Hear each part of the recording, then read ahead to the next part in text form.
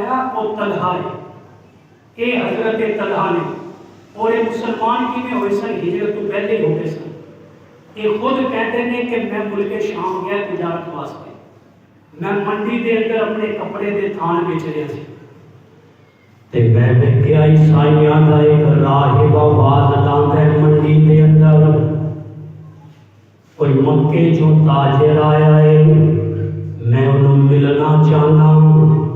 او ہر تاجر نو منڈی دے اندر پوچھتا ہے عیسائی راہب حضرت طلحہ کہتے نے میں کیا میں مکے تو آیا تے عیسائی راہب کہتا ہے اچھا مینوں دس کہ احمد بن عبداللہ بن عبد المطلب کون ہے؟ کہتا میں ان کا کون ہے؟ شریف آدمی اچھے خاندان دا ہے، بڑی اچھی نفاست والا نوجوان ہے، اور کون ہے؟ اتنا تو میں جانتا ہوں۔ انہیں کہا تو اتنا جانتا میں اس کو اگے نہیں جانتا کہ تو واپس جائیں گا تے کلمہ پڑھنے دے اندر دیر نہ کری، وہ اللہ دے آخری نبی ہے۔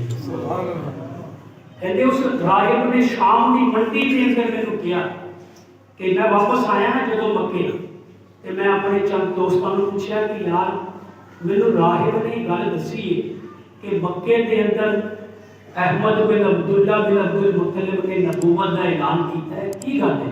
کیا ایجا کہ جو ہویا ہے اس طرح جو راہب نے مجھے شام کے اندر دسیا ہے؟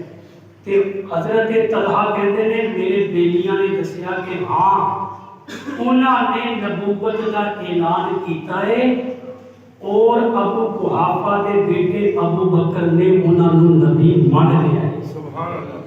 طلحہ کہتے ہیں جدو مینوں پتہ چلیا نا کہ ابو بکر نے مان لیا ہے اور ابو بکر انہیں جنہاں کا ایک نام سی پورے مکے دے اندر، شرافت دے اندر، دیانت دے اندر، صداقت دے اندر لوگ بڑی بڑی پنچایتاں لے کے بڑے بڑے فیصلے صدیق اکبر دے کول لیا کے کرواندے سن۔